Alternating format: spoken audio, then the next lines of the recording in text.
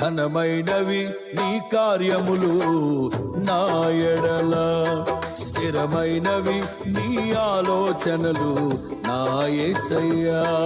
ఘనమైనవి నీ కార్యములు నా ఎడల, స్థిరమైనవి నీ ఆలోచనలు నా యేసయ్యా.